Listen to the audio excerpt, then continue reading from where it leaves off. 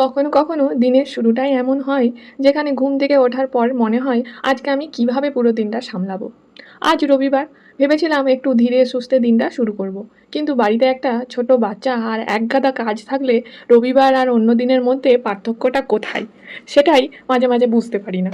স্নান করে ফ্রেশ হয়ে প্রথমেই চোখ গেল বেডরুমটার দিকে। আর আমি একটা জিনিস বুঝেছি, বেডরুমের বেডশিটটা বদলে দিলেই যেন পুরো ঘরটাই নতুন হয়ে যায়। বাচ্চা ছোট বলে এখন প্রায় একদিন অন্তর অন্তরই বেডশিটটা বদলাতে হয়। তাই আজকেও প্রথম কাজ সেটাই করলাম। কিন্তু সমস্যা হচ্ছে, একটা বেডশিট বদলানো মানেই তো একটা ঘর গোছানো শেষ নয়। চারিদিকে বাচ্চার জিনিসপত্র, এদিকে ওদিকে পড়ে থাকা জিনিস একটা ঠিক করতে গেলে আরেকটা চোখে পড়ে। আর সত্যি বলতে কি, মাঝে মাঝে আমার নিজেরই মনে হয় আমি কি সত্যিই সব কিছু ঠিকভাবে সামলাতে পারছি, নাকি অন্যরা সবাই অনেক সুন্দরভাবে ম্যানেজ করে, শুধু আমিই সব কিছু করতে গিয়ে হাঁপিয়ে যাই। কারণ আমার দিনের অর্ধেক এনার্জি তো অনেক সময় সকালেই শেষ হয়ে যায়। আর তখনই মাথায় আসে, এই যদি সকাল হয় তাহলে সারা দিনটা আমি কিভাবে সামলাবো।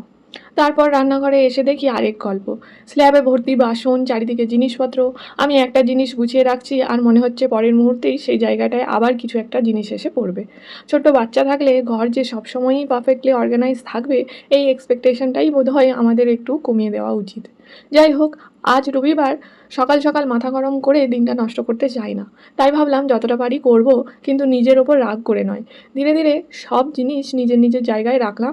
অন্তত রান্নাঘরের স্ল্যাবটা একটু পরিষ্কার হলো। আর এর মাঝেই মাথায় আরেকটা চিন্তা ঘুরছিল, যারা কন্টেন্ট ক্রিয়েট করে তারা হয়তো রিলেট করতে পারবে। আমরা অনেক সময় আগের দিনে থেকেই একটা প্ল্যান করে রাখি যে আজ কী শ্যুট করব, কী রান্না করব, কী কী কন্টেন্ট বানাবো।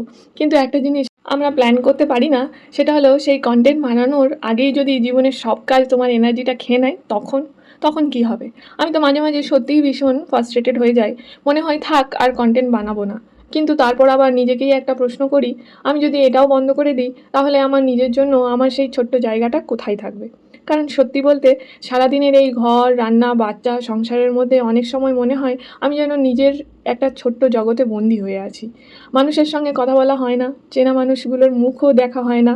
অথচ কখনো কখনো শুধু একটা চেনা মানুষের সঙ্গে 5 মিনিটের কথা বললেও মনটা কতটা হালকা হয়ে যায়। সৌরভও সারা সপ্তাহ কাজ নিয়ে ভীষণ ব্যস্ত থাকে।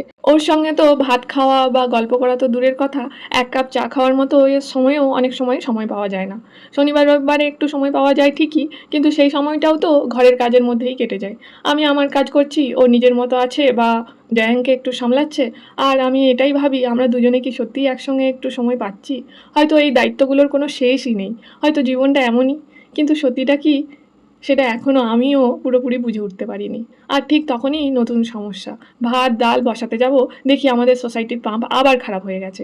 আমি সত্যিই বুঝি না, একটা পাম্প এতবার কিভাবে খারাপ হতে পারে। আর এটা শুধু আমাদের সাথেই হচ্ছে নাকি অন্য সোসাইটিতেও হয়, সেটাও বুঝতে পারছি না। তবে আমাদের এখানে সপ্তাহে 2-3 বার জলের সমস্যা হওয়াটা যেন এখন প্রায় রুটিন হয়ে গেছে। তাই আমি আগে থেকেই জল স্টোর করে রাখি। কিন্তু স্টোর করা জল থাকলেও সেই জল দিয়ে রান্না, বাসন সব কিছু ম্যানেজ করাটা যে কতটা ইনকনভিনিয়েন্ট, সেটা যে করে সেই বোঝে। আর এদিকে আমার কাজ শেষই হচ্ছে না, কিন্তু জ্যাঙ্কের খেলা শেষ। বেচারাও তো আর কোনো খেলার সঙ্গী নেই। মাঝে মাঝে ওকে দেখে মনে হয় আমার যতই কাজ থাকুক, ওর ছোট্ট পৃথিবীতে কিন্তু আমিই ওর সবচেয়ে বড় সঙ্গী।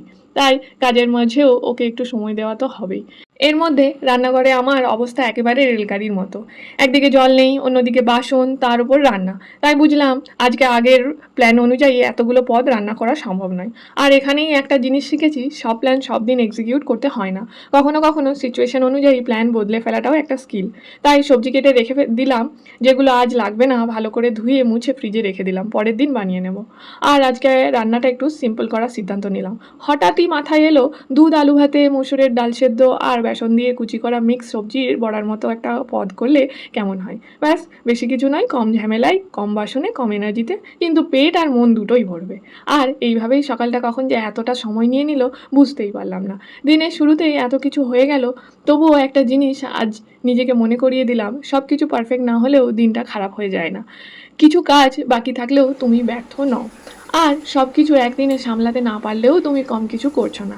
আজ শুধু যতটা পারছি ততটাই করছি। সকালটা তো এইভাবেই গেল। এবার দেখি দিনের বাকিটা সময়ে আমাকে আর কি কি সারপ্রাইজ দিতে চলেছে।